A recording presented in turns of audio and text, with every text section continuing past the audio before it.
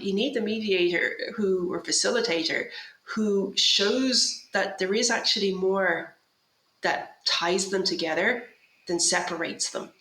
And it's finding that common ground. There could be disagreements about budgeting, right? There could be disagreements about what needs to be prioritized. But if there's a kind of a level setting at the beginning and an agreement and a commitment to an outcome. You're listening to KBcast, the cybersecurity podcast for all executives. Cutting through the jargon and hype to understand the landscape where risk and technology meet. Now, here's your host, Carissa Breen. Good morning, Anne. Well, it's morning where you are. It's actually evening where I am in Australia, which is obvious because you are based in France. I'm really keen to talk to you today because you've got quite an interesting background, a non-traditional technical cyber background. And I think it's interesting because listening to people like yourself, we get to hear your opinions as well as your objective look into the industry. So I'm really keen to get into sort of the specifics of the conversation today. But before we do that, we always like to start our podcast off with talking about you and your journey. So welcome, Anne, and please tell everyone a little bit more about yourself. Thank you so much. I'm delighted to be with you today. So my name's Anne Leslie. I work for IBM in the IBM Cloud for Financial Services team. I'm Cloud Risk and Controls leader.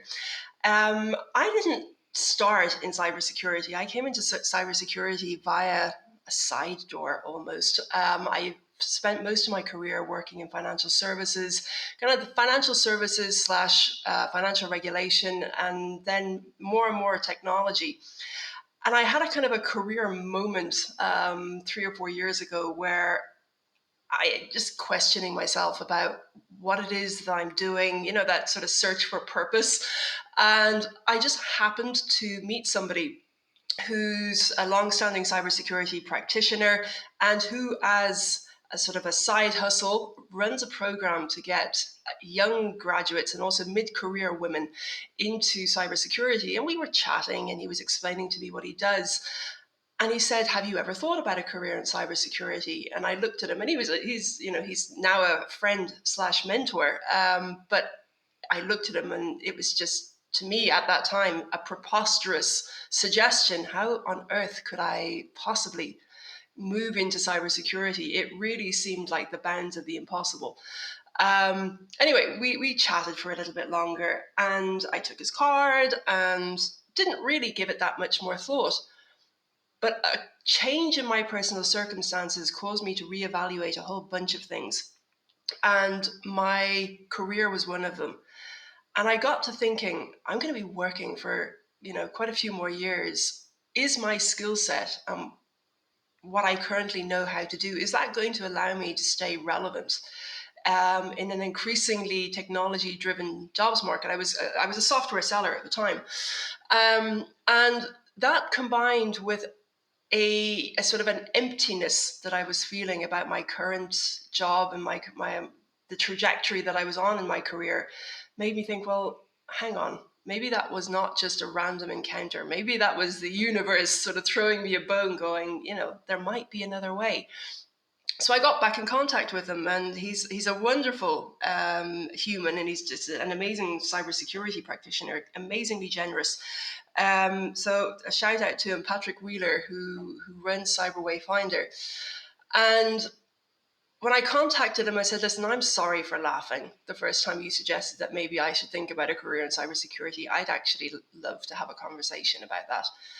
And that's one of the things that I really like about cybersecurity as an industry and as a domain. I know we have our issues, but one of the things that I think does characterize cybersecurity practitioners is a generosity in terms of sharing expertise, in terms of giving time, in terms of wanting other people to succeed.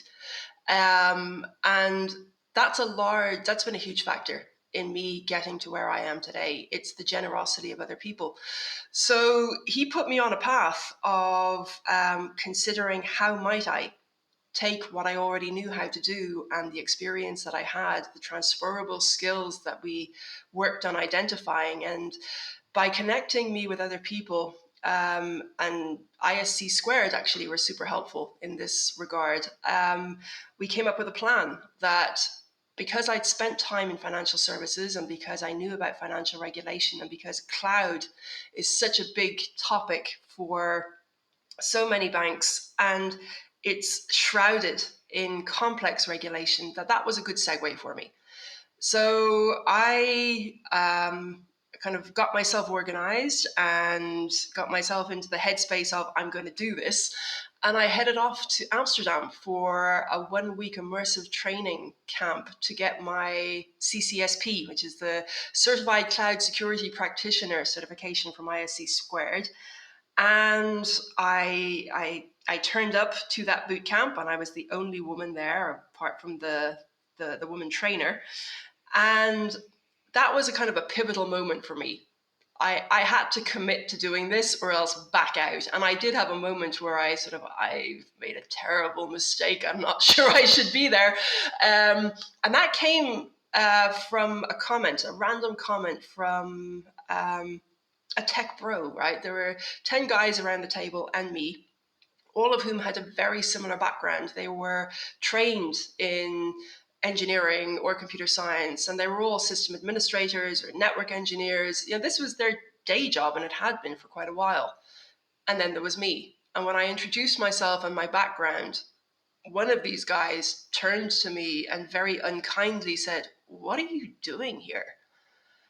And I had this sort of shrinking feeling in my soul. It was sort of my inner 5-year-old, my imposter, all of these very negative feelings. And it all got triggered in that moment. And I was there kind of going, oh, what do I do? What do I do? What do I do? And I caught the eye of the person who was training. And it was just, she held my gaze a fraction of a second longer than she probably normally would have. And in that moment, I interpreted it as sort of a moment of solidarity where she was looking at me and saying to me and willing me to stay, going, rise above it. It doesn't matter. Ignore it. And I had to make that choice in that moment, which was, am I going to commit to this with the risk I might fail? Or am I going to go all in and at least, even if I fail, I won't have the regret of not having tried. And in the end, it wasn't easy, but I nailed the certification. I realized in that week that I totally had a space that where I could add value in cybersecurity. It didn't matter that I wasn't like these guys. The fact that I wasn't like these guys meant that together, their profile plus mine, that's where sort of the magic happens, right? And it was a big obviously a learning experience. It was a boot camp, but a learning experience in more ways than one. I learned the domain knowledge. I learned what I needed to get through that certification. But it showed to me what Patrick Wheeler had been saying to me, which was, we need different profiles. We need not just gender diversity. Like, sure, we need more women in cybersecurity, but we need diversity of thought. We need people coming into our industry who think differently, who've had different life experiences, who see the world through a different lens. Because when we have only deep subject matter experts who think in the same way, who have been in some ways formatted to problem solve in the same way, we're losing out on so much potential for coming up with different ways of addressing issues and different ways of, solving really wicked problems that security practitioners have. So I learned a lot of theory that week, but I learned that I needed to have more self-belief. And I learned that if I was going to succeed, I needed to change my self-talk. So that was, like I say, a pivotal moment. I needed to stop saying to myself and about myself, you're not technical. You're always going to be an imposter. You shouldn't be here. I've stopped labeling myself as non-technical. I say I'm not an engineer, but I am continually reminding myself that I am technical in my own way. And that's been something that I also try and share with other particularly women, but not only, who are moving into our industry, we need to stop saying we're not technical, because it limits the value that we think we can add, and we need to expand our self-belief and the potentiality that we accord ourselves. Because once we embrace the fact that, oh, sure, we don't know everything, but nobody does, and that's why we have teams. It's, the magic that you have when you get people who share values and who share a commitment to an outcome. When we have the intellectual humility to say, I don't know, can you explain to me why that might be the case? Can you explain to me how that works?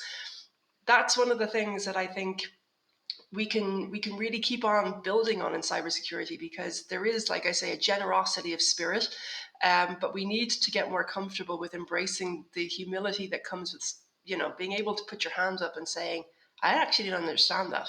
Can you explain that to me? I love that. I love your story. I love your journey. Look, I mean, yes, people are technical, but skills atrophy. Like what I was doing historically, probably couldn't really do that today. That was a long time ago. So, and there's so many different domains as well. So, I mean, I've sat in a room with people, and then someone is saying like, "Do you know what that guy's going on about?" And you're like, "No."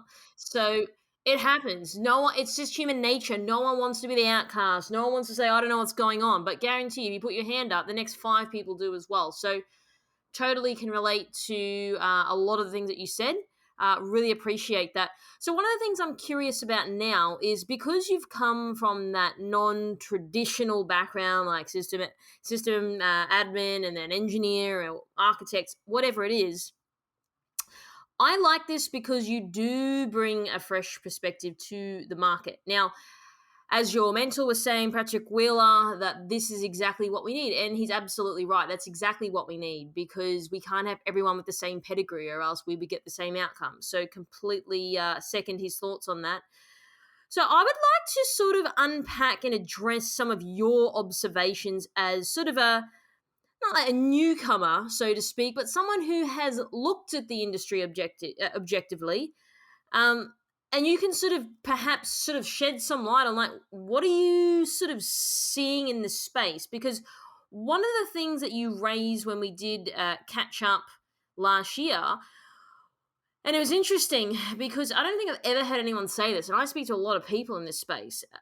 You mentioned that security people are focused on getting the business to understand security, but do security people get the business? Oh yeah, this. So when I came into security first, because at the beginning I wasn't feeling super confident, and even though my confidence has grown over the past years and months, I still try to listen more than I speak.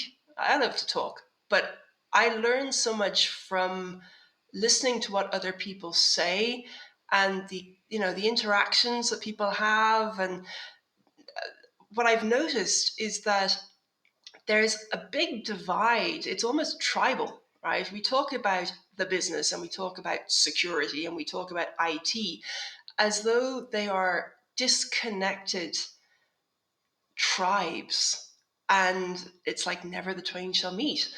And I have read so much in the press and blogs about how we need, as security practitioners, how we need to educate the business.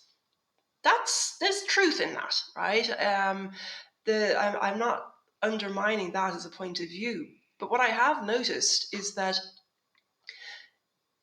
I have come across very few security professionals who are able to explain clearly and succinctly how their business, like the company that they work for, earns money, in terms of what's the economic engine that drives the business.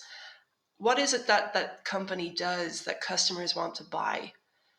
And how do we prioritize different critical functions in the business and the technology that underpins it, in terms of, well, if that went down, what would it mean for our customers? What would it mean for the revenue stream we have? What it would mean for our financial results? Now, that's a critical question for a small to medium-sized company right up to the largest corporation that's listed on the stock exchange. Fundamentally, companies have an economic engine. They deliver something, they sell something, product or service that customers buy, because without that, there really is no reason for the company to exist. And I really haven't come across that many security professionals, even at executive level, who are able to explain to you in really clear, simple terms how it is that the company earns money and what the decision criteria are for where they place their security investments. And that's one of the reasons that I actually think that, the regulatory agenda that we have in Australia, in Europe, in the UK, which is focusing on financial services digital resiliency. Regulation is nearly always perceived as a burden, but I'm a big champion of this particular type of regulation because it forces the business to come together with IT and risk and security to look at what is it that we need to do to make sure that our business causes no harm to our financial services customers, and we're able to know ourselves so well from the inside out that we can make really pragmatic decisions about what we need to protect and how we need to do it. And it's getting to a level of clarity where all of those stakeholder groups, it's like the fundamentals of the strategy that they'll teach you in business school, right? Or in an MBA. You've got to be super clear on the articulation of your business strategy. And from that, the theory is that everybody is mobilized and aligned to a common set of outcomes. And the reality is that's really, it sounds easy on paper, super difficult to do in practice. But what I'm seeing is that the resiliency agenda, particularly in financial services, is forcing this to happen. Now, it's not going to happen overnight, but that's one of the things that I actually love about my role currently, is that I get to kind of interact with such a variety of stakeholders: legal, government and regulatory affairs, through to offering management and security teams. It's basically the whole spectrum of stakeholders involved in rolling out cloud technology that can be consumed by banks and tick all of the boxes along the way. And it's been kind of eye-opening to me to see in our customers that these conversations don't happen so fluidly. And I'm loving that I'm getting to be an orchestrator of different kinds of conversations and bringing people together so that we can work together on an outcome that is shared, but how it's shared isn't always very well articulated. So one of the things I want to know is, you're saying barely anyone that you've sort of spoken to knows how their company makes money. So I'm just curious, like, how is that the case? Like, why isn't anyone asking, or like, I mean, I want to get into sort of reverse engineering that, but just to go back to behavioral line of thinking, how can people not know that? So let me qualify that, right? People broadly know. I mean, if you work for a bank, you probably, you're going to know that you have different lines of business. If you work for a software company, you're going to know that you sell software. So I'm not saying that people are so dumb that they don't know that. Absolutely not. But I hope it's a not. question of it's more a question of what is the most critical part of our business. And the reason that that's important is that the businesses that we're working in these days are increasingly digitalized. So they rely on technology. And it's one of the things that's a huge challenge in security is, out of all of the things that we need to protect, out of all of the threats that are out there, out of all of the risks and the vulnerabilities that we have, how do we prioritize the ones that really matter?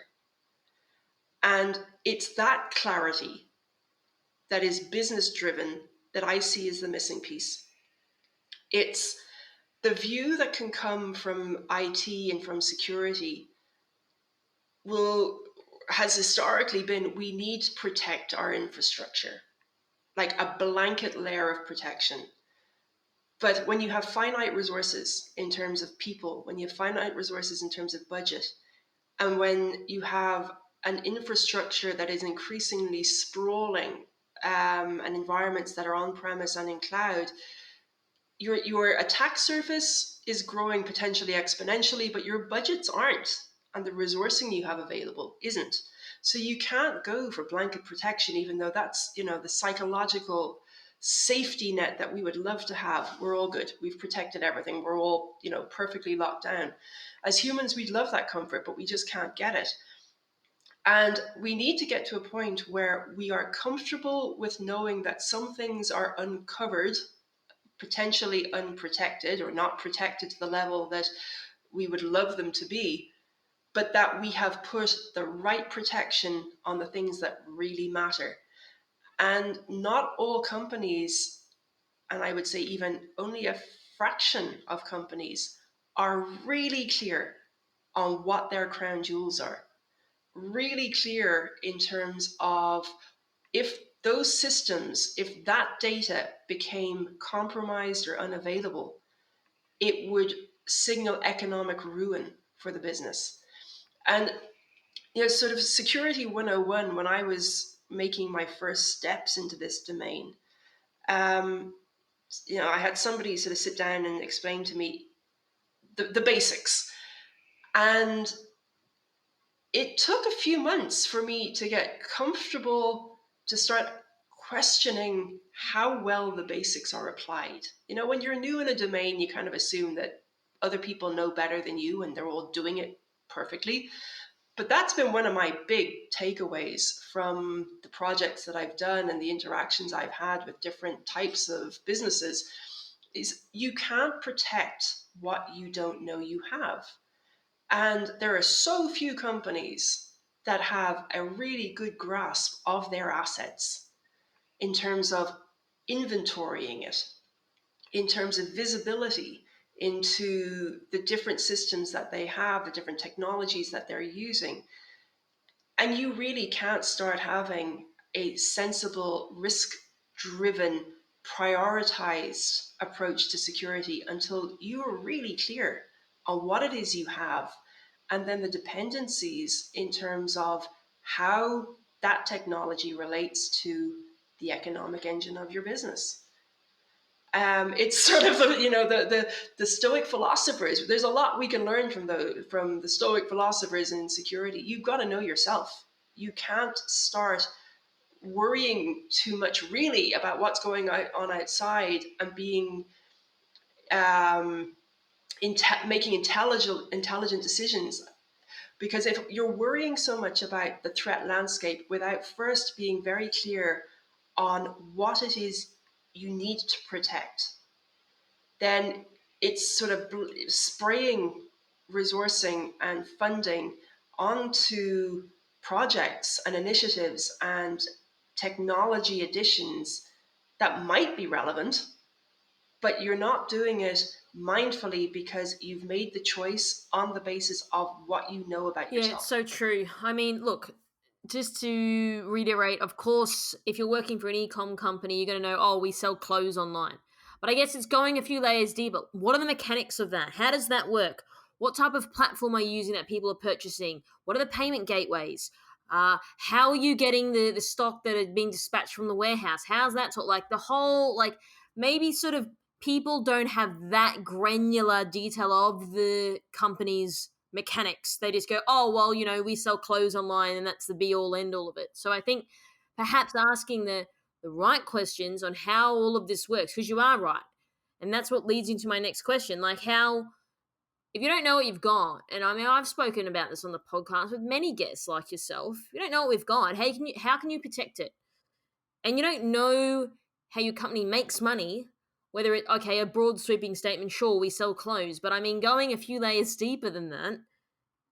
So how are people, what's their thoughts on, well, how are we going to protect the organization? Because we can't even answer very fundamental, rudimentary questions. So, where I've seen positive steps happening in this direction, it's in companies that have a healthy culture and humble leaders.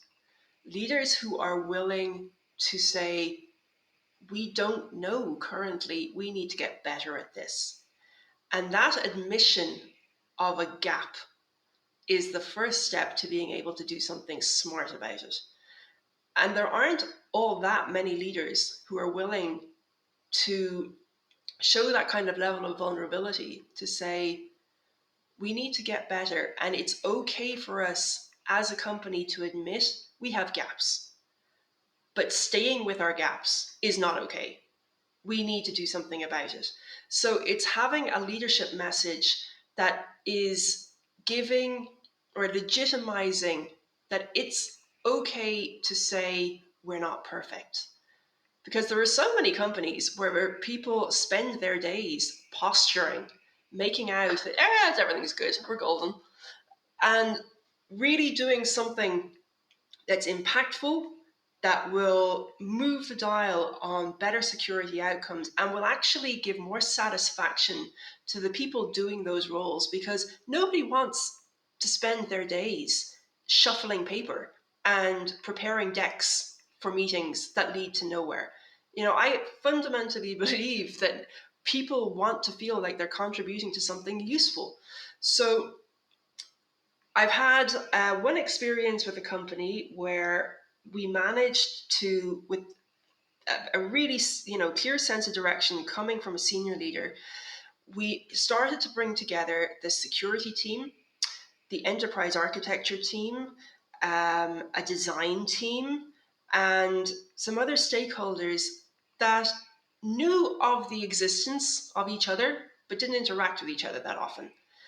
And we brought them into a kind of a design thinking session where it was being facilitated, sort of creating a safe space where we really wanted people to articulate what it is that they are currently hopeful and fearful about, what is it that they are doing, seeing, thinking, feeling, and then aggregating that into a picture of, right, all of you have a piece of the puzzle. How can we bring that together? And the outcome of that was a sort of a targeted task force where the enterprise architects who were already working on mapping out business processes started working then with the security architects and with some of the business stakeholders, and trying to build out not a two-dimensional but a three-dimensional view of what does the enterprise look like in terms of business processes? What are the most important processes and data sources that that business has? And then putting a mapping of prioritized security controls so that you have this view of, this is what the business looks like in terms of processes. This is where we think we need to put our security bets in terms of the technology systems and the security controls. And it was sort of built, and it was messy to start with, but it began to get more and more robust and clearer as the discussion progressed. And it's a question of really bringing together those people who have complementary skill sets so that the lens with which we're looking at the issue is a whole of enterprise one. It's not just the security team doing their thing. It's not just the enterprise architects mapping out something in a silo. We need to bring them together, and it's that cross-functional, cross-disciplinary collaboration that's often missing. But what often blows my mind is when we get into these workshop settings, why do we not do this more? People thrive on it. And it's just that I don't actually have a really good explanation. I only have anecdotal insight. It's just nobody thought of it before. And it's not like I'm not coming up with anything that is not accessible to other people. I'm not claiming to have a genius idea, but I am often surprised at how hesitant we seem to be collectively to kind of instigate conversations with people that we don't talk to that often. It can often just be a case of somebody who isn't used to talking to another person starting to do that. And there's so much merit, so much goodness that can come from having conversations across organizational lines. That's one of my big learnings in my career is you just never know what opportunities are going to come from having conversations. One of the things that's coming up for me in my mind as you're speaking out there, Anne, is do you think that people are just more focused on security and like doing security? I mean, I've spoken to CISO from the United States who was very early on in the podcast, and he really spoke about, yes, the independent silos, and he's like, we're not just here to just practice security, we're here to actually support the business. But do you think people perhaps lose sight of that, and they're sort of just rocking up to work every day, they're in a security team, they're there to do threat monitoring or whatever it is? Do you think that they lose sight of that overall, the business, and then they see, I don't know, a truck that goes to the warehouse that picks up the clothing that then deploys the clothing, like whatever it is? Do you think that people are too focused because they can't see sort of too far ahead, and therefore they're not having conversations with people because they don't feel that they need to? I do think people get too focused. And I do think security practitioners have a tendency to see the world through a narrow lens sometimes, but I don't want to say that and sound as though I'm judging, because I say that absolutely without judgment. What I think happens is that there can be a sense of relentless pressure in security and a sense of futility that can creep in because there's so much bad news. There's another threat actor, there's another campaign, and it can get very easily overwhelming. And the sense of trying to catch up, being on a hamster wheel of we're never doing enough, we're never going fast enough, and often being the perception of feeling misunderstood. A lot of security practitioners that I talk to kind of go, yeah, people just don't get what we do. We're trying so hard, and yet we're always being told it's not good enough, it's not enough, we missed. We only get attention when something goes terribly wrong. Otherwise, nobody even notices we exist. So there is that kind of feeling of not being appreciated in spite of the monumental efforts that are put in.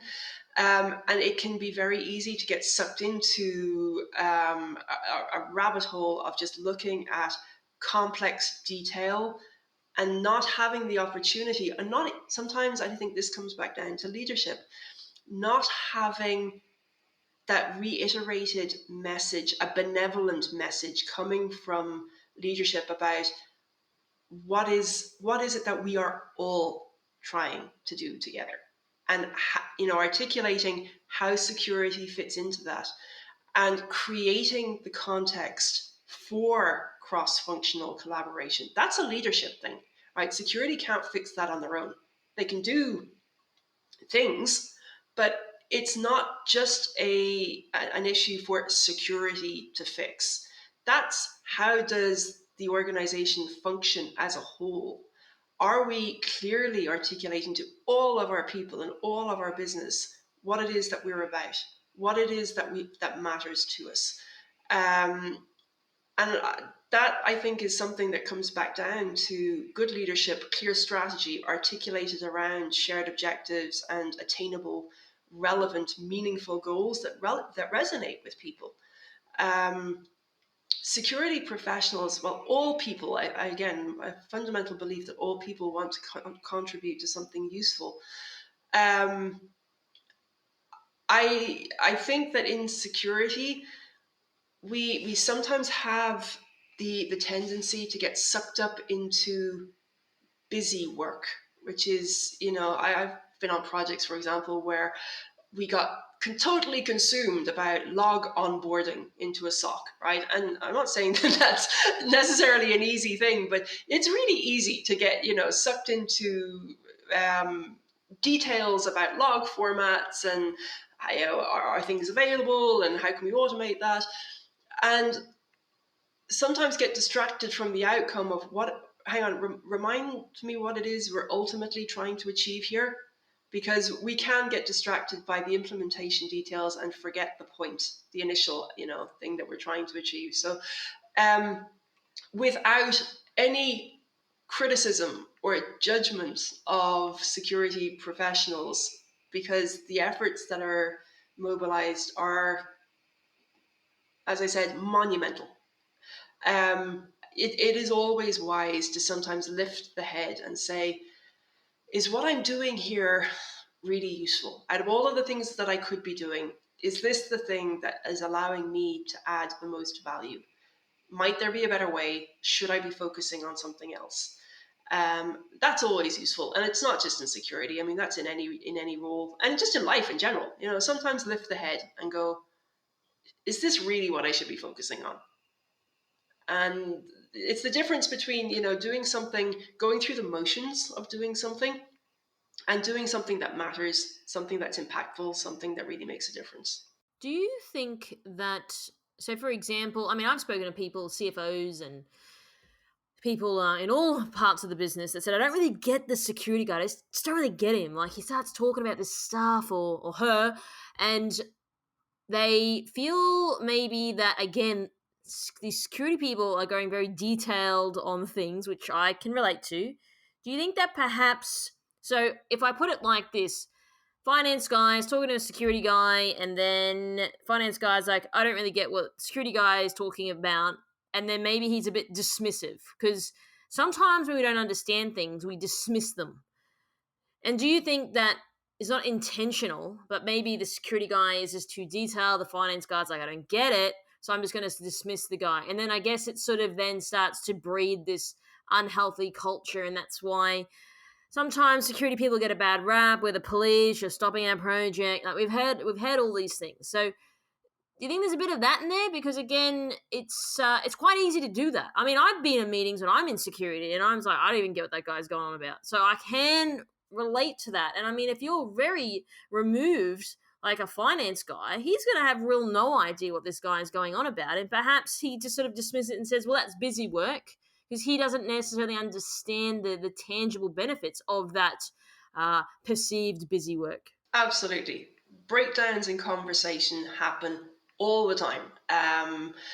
And there isn't a single reason for that. A lot of it comes down to individuals' emotional intelligence and self-awareness. And again, I'm talking about Patrick Wheeler a lot, but he and I have so many great conversations about this. His big bugbear, one of his big bugbears in security, is that we still refer to emotional intelligence and soft skills.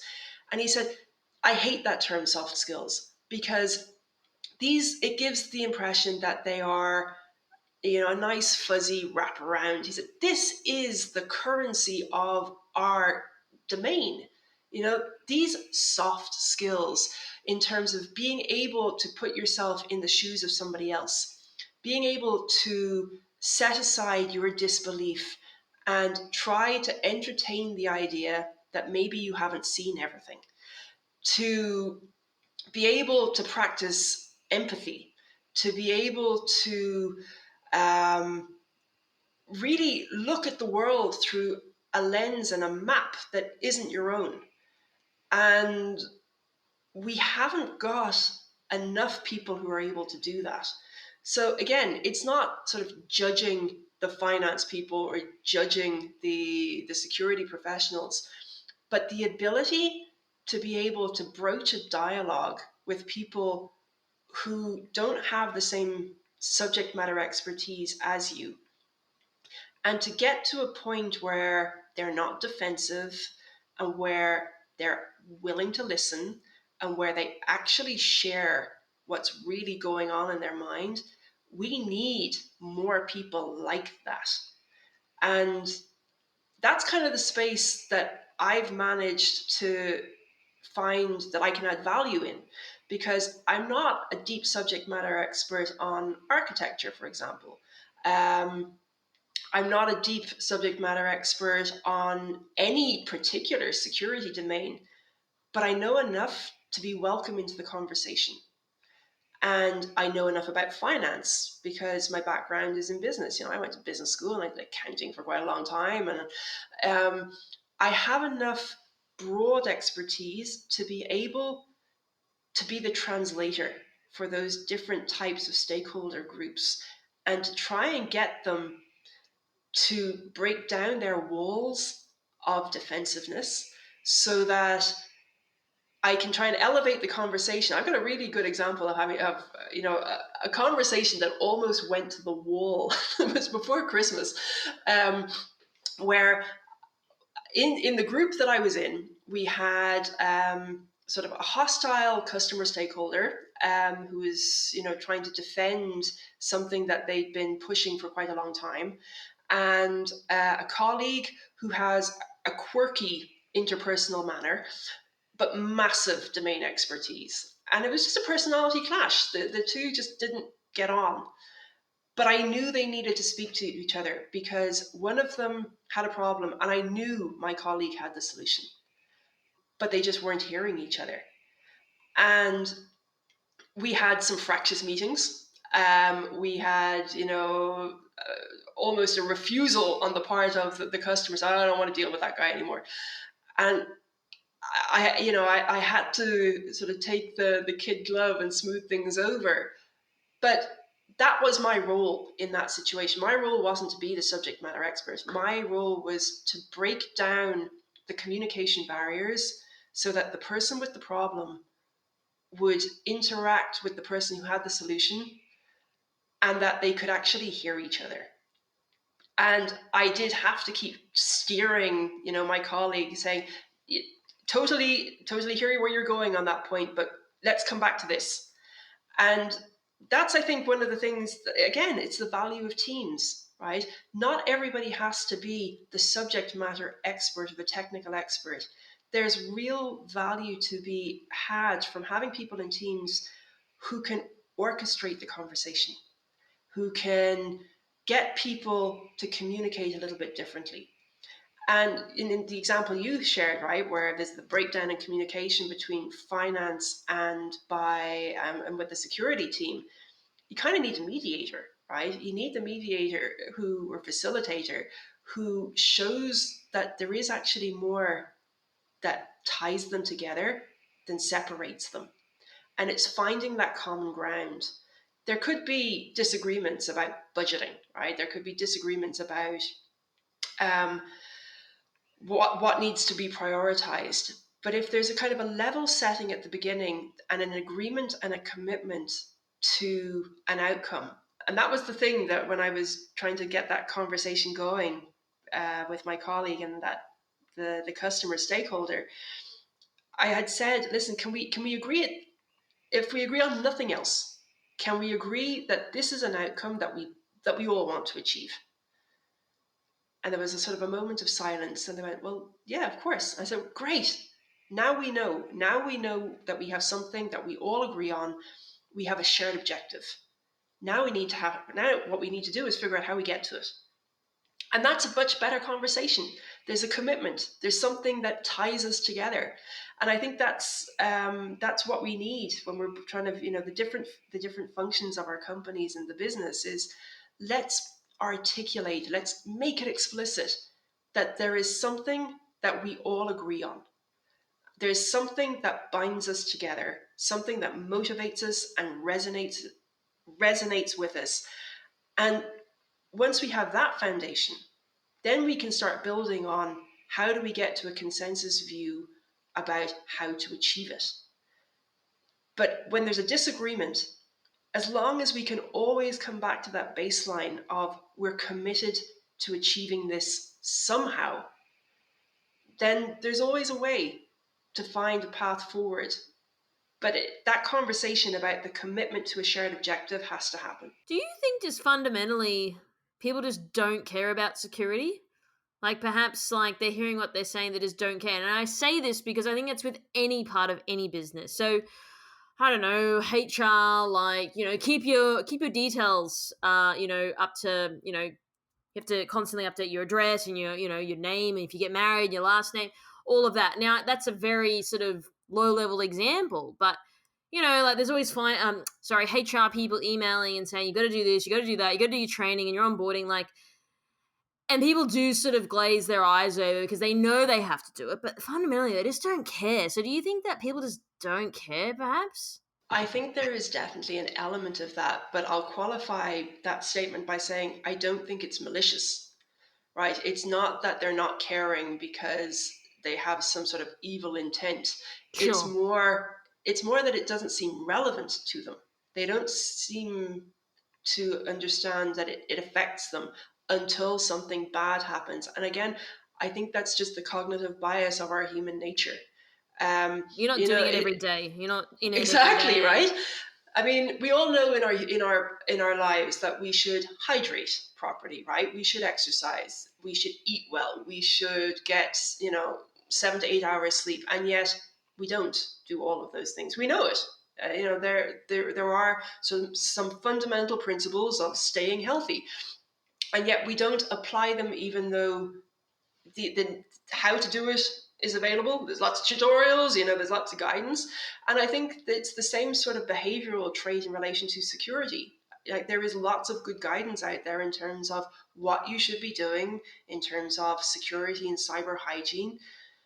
But for the same reason that we don't take enough exercise, well, we don't apply those principles of good cyber and security hygiene until something bad happens. And I always see this, it's the same when people have a health incident. It's afterwards that they start taking their health seriously. And it's after there's been a breach that, for sometimes it's a sustained effort, sometimes it's just a kind of a flash in the pan knee-jerk reaction. Oh, we need to do better. But it tends to be only after they feel the pain of a compromise, a data compromise, a breach, some sort of attack. That's when it captures people's attention. And I don't think that it's anything other than people have not, we're overloaded with a sense of responsibility, so many things that we need to get to, and it doesn't feel pleasurable. We're not drawn to it because it's going to make us feel good, and we don't perceive the danger, I think, until it actually hits us. Yeah, it's so true. People got enough on their plate, and it's like they're not being KPI'd on how good security is, right? They're like, hey, I'm just Yeah, the HR person, so my job is yeah. to onboard people. So maybe there's a little bit of transferring of the responsibility. It's not with them, so therefore it's not directly my problem, perhaps. Like, yes, I can contribute to it, but at the end of the day, I'm not getting KPI'd, I'm not going to get performance managed, I'm not going to get fired. It still is on those guys sitting across from us. Really. That it's somebody else's problem and that somebody else is taking care of it. It's something that I think about a lot. I mean, I haven't got a sort of a perfect solution to this, other than awareness. It's sort of one of the things that I was looking at when I did some work in public sector healthcare, and I was looking at some of the parallels between how healthcare professionals try to drive better health outcomes for populations. And there are models, actually, and it's really interesting to kind of look at how they've, the healthcare sector tries to drive awareness and education so that incrementally people begin to take ownership of it. And I think there is definite merit in trying to look at how that type of behavioral change gets propagated, because it works in healthcare, right? They have some really interesting case studies around educating communities so that they go from being totally clueless to resisting change to embracing the idea, well, maybe, yeah, okay, I'll give you a little bit of my brain space on that, to really taking ownership and changing their behaviors. And I think that's what we need to do. But it's psychology, right? I mean, when I was looking at how they do this, there are demonstrated, proven ways of achieving it, but it's all about influencing behavior. It's all about nudging. And I think, as a domain, insecurity, we could learn a lot and be a lot more impactful if we lent a little bit more on, or leaned on the the insights from behavioral economics, behavioral sciences, in terms of how can we better understand human behavior, and how can we nudge people, and collectively then individuals and collective groups, towards better behaviors for better outcomes. I think it's something that the insight and the expertise and the research exists. It would benefit our industry massively, I think, if we borrowed from it. No, I love that. I love that example. And look, I mean, everyone's going to say security is everyone's responsibility. Yes, that's absolutely true. But it still goes back to the psychology of the human of, well, it's not on my KPIs, therefore I am not tasked to care about it. I mean, it's the same thing if you're in the street and there's rubbish or litter on the ground. It's everyone's responsibility to pick it up so you have a better, healthy earth and you don't have litter everywhere. There's a sign of respect for our own like land. People still walk past it. So again, it comes back to, well, they're not tasked to do it. They're not forced to do it. So they're just not going to do it. Absolutely. And there's a gentleman called Charlie Munger who works with billionaire investor Warren Buffett. And he comes out with, sort of pithy pieces of wisdom. But there's one that I read and it stayed with me, which is, if you're not thinking about incentives, you're not thinking. And I think that's something that we would really benefit from applying more in security. We need to think about how can we incentivize people to embrace the behaviors and embrace the mindset that we need to get to better security outcomes. It's not just going to happen organically. We need to put in place the incentives and the context and the conditions for people to start behaving differently, and stop blaming people for, when things go wrong. We were such an industry for pointing fingers and for chastising and for victim blaming. It's terrible, really. It is. And I mean, there's a big vendor in the media at the moment, which I'm not going to name. People have just been awful towards them. It's really unnecessary, and it's not, again, generating Absolutely. that camaraderie. And it's like, what if that was Exactly. you? Roles reversed. You're in their shoes. You want everyone pointing at you and talking about you. Like, it's not the way to go about things. I think people think they're trying to help, but it's, again, how they're going about it. Absolutely. It's terrible to see that. What I like seeing on social media, the people calling that out and saying, don't do it. Don't go there. Be better. It could have happened to any one of us. Don't be the person who points the finger. But absolutely, it's something that's still rife. And my reading of that is that it is a symptom of people feeling vulnerable. I think that is often what happens, when there is that kind of behavior and something bad happens and they point the finger and they name and shame. It's a way of of deflecting from the vulnerability that you might yourself be feeling. And I think what we need to do is build up a feeling within people individually and then more collectively of, let's take away the anxiety. We're in a tough industry. There's threats coming at companies and individuals from every which way. But again, what I've actually done since COVID and the lockdown is I've really tuned out a lot of media noise, and I choose very carefully what I listen to and what I read. And I've gone back to sort of some timeless writings, not because I'm trying to be pompous and pseudo intellectual, but because I find comfort in things that have been written hundreds, thousands of years ago, and sort of things like Epictetus, Marcus Aurelius, about it's empowering. You can always choose your response. Can't choose what's going on around you, but you can choose your response. And I think that's a message that we really need to vehicle more in our industry, which is we can't stop threat actors being bad actors, but we can choose how we respond, and we can feel more empowered that disruption will happen, but it's not going to be catastrophic.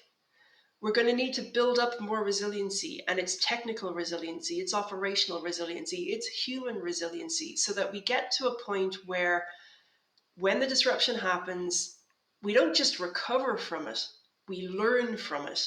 And we become what another author, borrowing a term here from Nassim, the author of, his name is escaping me, anti-fragile. I'm going to have to find the reference for it, but it's a wonderful concept, which is we can't control the world around us, but we can control how we turn up in it, and we control how we respond to external events, so that when something happens that is detrimental, adverse circumstances, we can not just resist it, we can emerge from it stronger than we went into it. And I love that concept. It's this notion of anti-fragility. It's the world is going to keep on turning. Things are going to keep on happening. Some of them are good, some of them are bad. But a conviction and a belief that we will rise again in spite of the adversity. And I think that's something that we need to instill in security, which is this a positive belief that it's not futile, it's worth fighting for, it's worth the effort. Sometimes it's disheartening, sometimes it's exhausting, but a belief that it's worth striving for, and that we can emerge from any adverse situation more resilient and more anti-fragile. I love that. I love that. So, just lastly, Anne, one of the things that I'd love to just quickly ask you now is the incentives. Do you have any ideas that perhaps people listening think that, oh, that's a good idea that they can implement right away? I agree with you. Dangling that carrot is always a really good idea to get people to do something. So, yeah, do you have any examples you can share? Well, I have an example. Again, I'm going to call out to Patrick Wheeler, my cybersecurity hero. He's a lovely story of something that he did in the company that he works for, where there was an attack.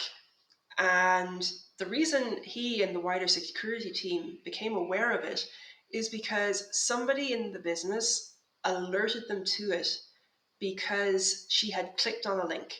She'd been phished. But instead of hiding it, she immediately went to the cybersecurity team and said, listen, I know I shouldn't have, but I have. This is what's happened. And it turned out to be a very sophisticated nation state actor that was behind that. And what Patrick actually did once they'd successfully resolved that issue, was he publicly created an award, which was the Jenny Award, in the name of this young woman who had had the courage to admit that she'd done something that she knew she wasn't meant to do by accident. And Patrick shared that with his wider business and security community as an example of, we were able to get to a good outcome for our company because we worked together. And they've actually sort of instigated that now as a recurrent award, where they call out and champion and celebrate good behavior that protects the business. And it's just one example. It's not going to solve the whole incentives issue, but what it does is create a feel-good factor where there wasn't one. It creates a feeling of community. It creates a feeling of, there's a point of doing this. People love to be celebrated publicly. And the fact that it took the shame away from, there's a lot of shame sometimes in some companies. I think some people have even been fired for having been phished. So it was a way of changing the paradigm of how we look at the relationship between the business and security. And even when what could be perceived as, absolutely the wrong behavior, don't click on what are potentially malicious links, they flipped it so that something positive came out of it. And that award now, which is calling out And celebrating the behaviors that are protecting the business seems to be something that has, it's one step, like I say, it doesn't resolve everything, but it's one step that allows future steps to be taken to bridge the otherwise big divide between people on the front line and people in the business and people working in security, so that they start feeling that there is something that ties them together and they share a positive experience. It was a nice feeling when that Jenny Award was shared. People felt good, and that's what I think we need more of. We need to put in place cultures where we celebrate the little wins. We don't often. We highlight the catastrophes. We focus on the disasters.